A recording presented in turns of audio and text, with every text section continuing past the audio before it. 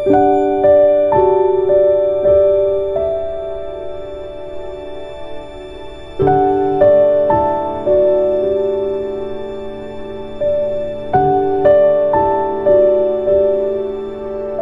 students, in this video I will explain entity relationship diagram, entity relationship model at a glance on one paper.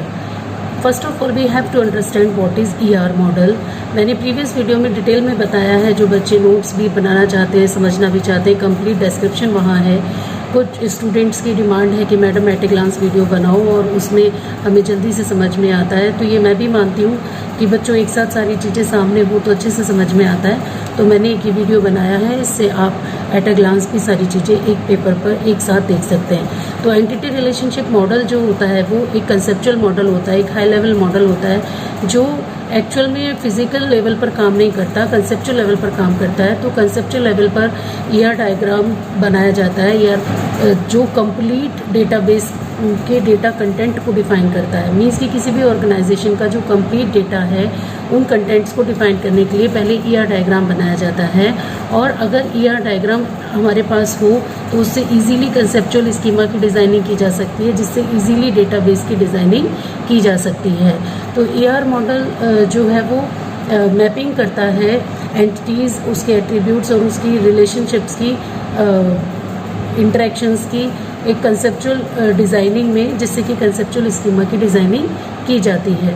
जिस तरीके से बिल्कुल आप जैसे programming में फ्लो चार्ट बनाते हैं, फ्लो चार्ट से लॉजिक का फ्लो दिखाया जाता है और उसके बेस पर पूरे प्रोग्राम का कंस्ट्रक्शन किया जाता है किसी भी प्रोग्रामिंग लैंग्वेज में।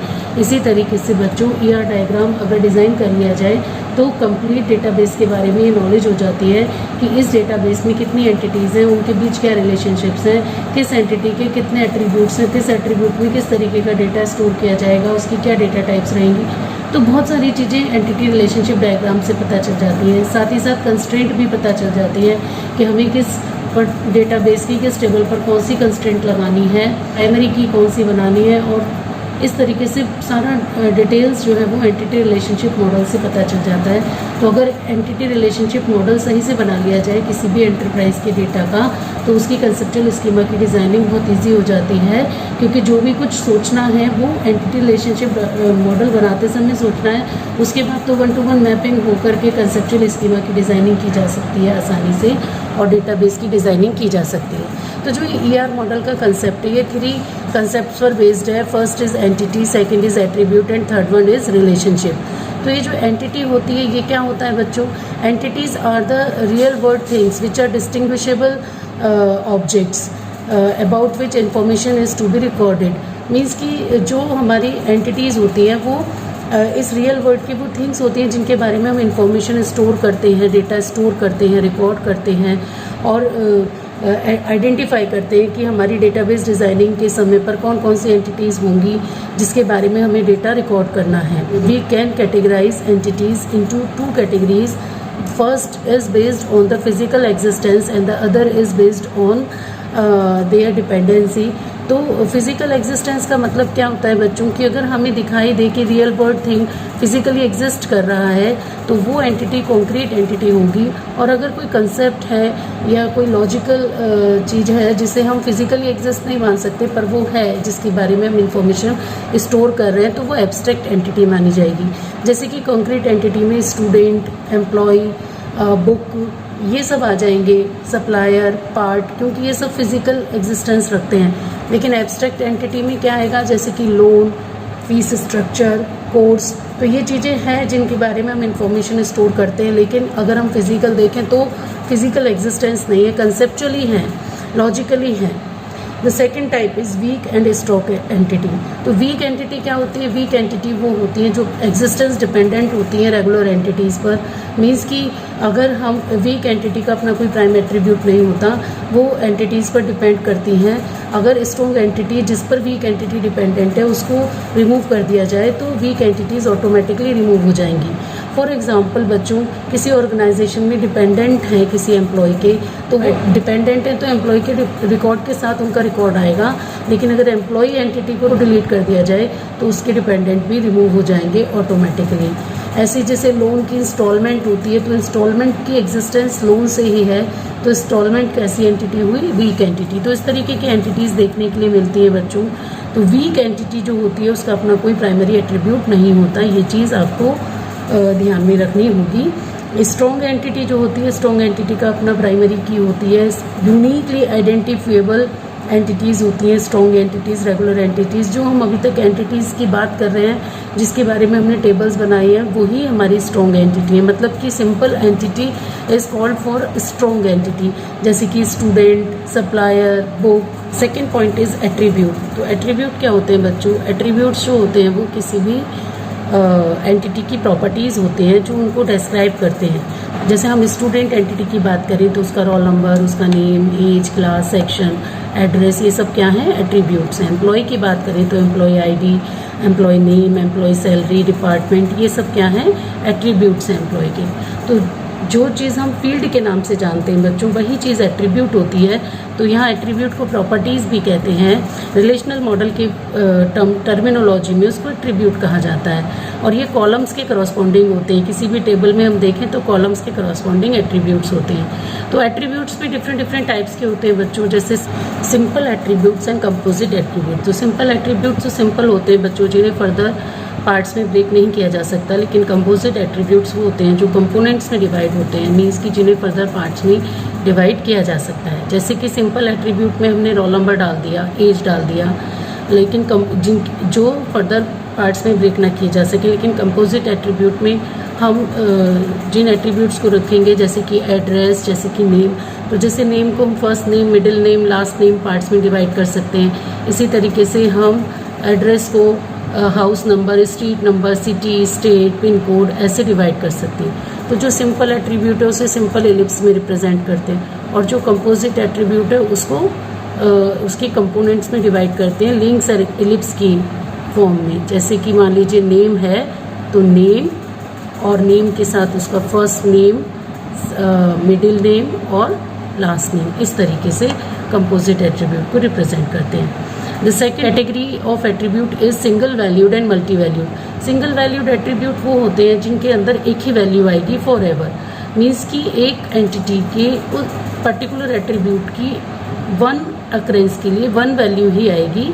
जैसे कि किसी पर्टिकुलर एंटिटी का नाम है तो वो सिंगल होगा, इसी तरीके से एज है तो वो सिंगल होगी, रोल नंबर है तो वो सिंगल होगा। लेकिन जो उसका एड्रेस है वो मल्टीपल हो सकते हैं, जो इसका फ़ोन नंबर है वो मल्टीपल हो सकते हैं। और अक्सर ऐसा होता है ये कि आजकल सभी 2 या 2 से ज़्यादा मोबाइल नंबर देते हैं अपने लिए। आप में से बहुत सारे स्टूडेंट हैं जिसके मल्टीपल फ़ोन नंबर हमारे पास हैं। तो फ़ोन नंबर कैसा एट्रीब्यूट हुआ? मल्टी वैल्यूड एट्रीब्यूट हुआ। तो जो मल्टी वैल्यूड एट्रीब्यूट है उसको हम डबल एलिप्स में रिप्रेजेंट करते हैं, और जो हमारा सिंगल वैल्यूड है तो वो तो बिल्कुल सिंपल एलिप्स में ही रिप्रेजेंट होता है। The next one is derived attribute. Derived attribute वो एट्रीब्यूट होते हैं जिनकी वैल्यू ड्राइव की जा सके किसी और एट्रीब्यूट से। जैसे कि एज आपका ड्राइव्ड एट्रीब्यूट में आ सकता है, क्योंकि इसको हम डेट ऑफ बर्थ से ड्राइव कर सकते हैं। एक्सपीरियंस आपका ड्राइव्ड एट्रीब्यूट में आ सकता है, क्योंकि हम उसको डेट ऑफ जॉइनिंग से ड्राइव कर सकते हैं। टोटल क्वांटिटी आपका ड्राइव्ड एट्रीब्यूट में आ सकता है, क्योंकि टोटल क्वांटिटी को इंडिविजुअल क्वांटिटी के सम से ड्राइव किया जा सकता है। The next category is identifier attribute, जो किसी टेबल की ईच रो को यूनिकली आइडेंटिफाई करने के लिए यूज़ होते हैं। जैसे कि स्टूडेंट का रोल नंबर, इसको हम एलिप्स में अंडरलाइन से रिप्रेजेंट करते हैं।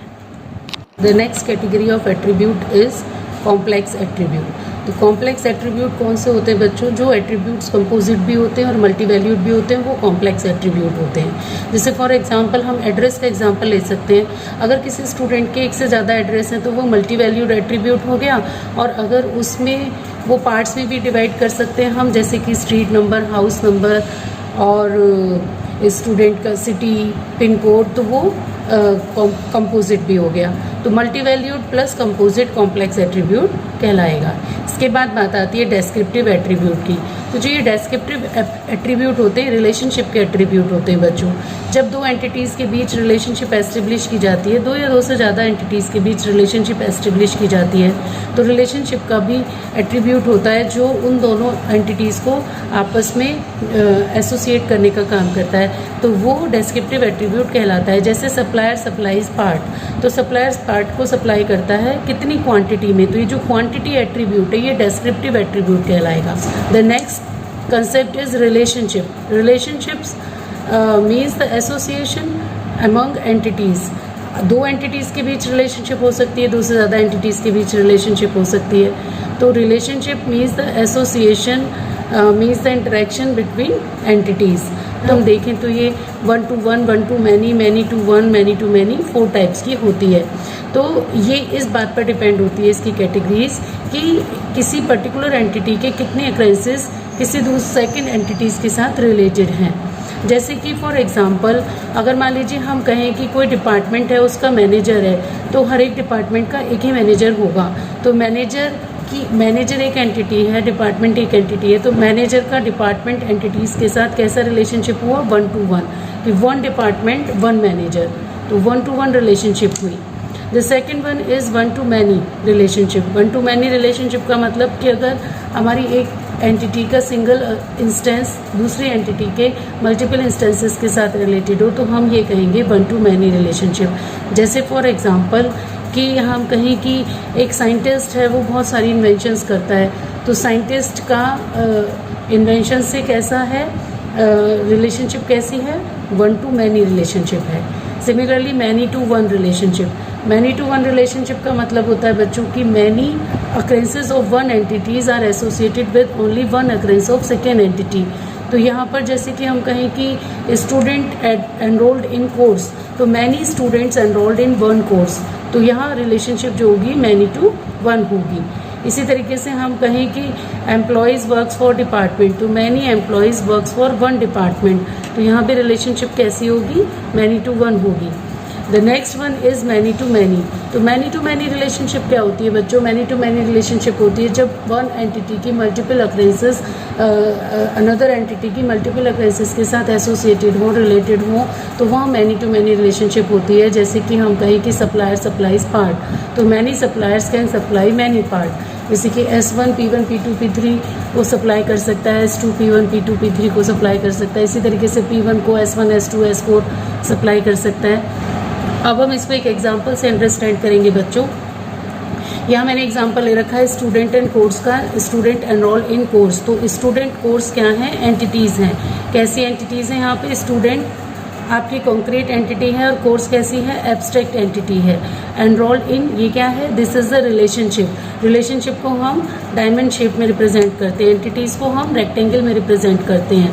तो student enrolled in course, student is the concrete entity, course is the abstract entity और enrolled in is the relationship between student and course। और ये relationship किस टाइप की है, many to 1 टाइप की है, क्योंकि many student can enroll in 1 course, तो यहाँ relationship कैसी हो गई, many to 1। अब अगर हम जब स्टूडेंट एंटिटी की डेटा को स्टोर करेंगे तो इसकी एट्रीब्यूट्स को भी देखेंगे कि इसके एट्रीब्यूट्स क्या क्या हैं। तो स्टूडेंट के एट्रीब्यूट्स क्या क्या होंगे, for example in this example मैंने हो गए हैं इसके roll number is the primary key identifier attribute, student name, student date of birth, age, address, phone number. अब यहाँ रोल नंबर जो है वो आइडेंटिफायर एट्रीब्यूट है तो इसे अंडरलाइन किया है। As name, date of birth simple attributes हैं, सिंगल वैल्यूड है, इनको सिंपल एलिप्स में शो किया है। एज जो है वो ड्राइव्ड एट्रीब्यूट है जो डेट ऑफ बर्थ से ड्राइव किया जाएगा, तो इसे डैश डैश डैश एलिप्स से रिप्रेजेंट किया है। यहाँ ड्राइव्ड एट्रीब्यूट का मतलब ये है बच्चों, जब कभी आप कोई ऑनलाइन फॉर्म भरते हैं तो ऑनलाइन फॉर्म में डेट ऑफ बर्थ डालते ही एज ऑटोमेटिक कैलकुलेट होकर आ जाती है, आपको अलग से इनपुट करनी नहीं पड़ती। तो ऐसे एट्रीब्यूट्स ड्राइव्ड एट्रीब्यूट कहलाते हैं। अब एड्रेस है तो ये एड्रेस कंपोजिट एट्रीब्यूट है क्योंकि ये house number, street number, city ऐसे पार्ट्स में डिवाइडेड है। Phone number multi valued attribute है क्योंकि एक से ज़्यादा वैल्यू फ़ोन नंबर की हो सकती हैं। यहाँ फी सबमिट जो है वो डेस्क्रिप्टिव एट्रीब्यूट है क्योंकि ये रिलेशनशिप का एट्रीब्यूट है। एनरोल्ड इन, स्टूडेंट कोर्स में एनरोल हो रहा है तो उसने फ़ीस सबमिट की या नहीं की, फीस सबमिट का स्टेटस इन दोनों एंटिटीज़ को आपस में एसोसिएट करने का काम कर रहा है, तो ये डेस्क्रिप्टिव एट्रीब्यूट हुआ because it is the attribute of relationship. अब कोर्स क्या है? कोर्स एक एंटिटी है। Many student can enrol in one course, तो रिलेशनशिप कैसी हो गई? Many to one. इसी तरीके से कोर्स जब एंटिटी है, एब्स्ट्रैक्ट एंटिटी है, तो इसके भी एट्रीब्यूट्स हैं बच्चों, जैसे course ID, course name, course duration, fees structure and number of seats. तो यहाँ कोर्स आईडी जो है हमने आइडेंटिफायर एट्रीब्यूट की तरीके से यूज़ किया है, तो इसको अंडरलाइन कर दिया। बाकी सारे इसके एट्रीब्यूट जो है वो सिंगल वैल्यूड सिंपल एट्रीब्यूट्स हैं, इसीलिए उनको हमने सिंपल इलिप्स में रिप्रेजेंट किया है। Hope you will understand entity relationship diagram completely.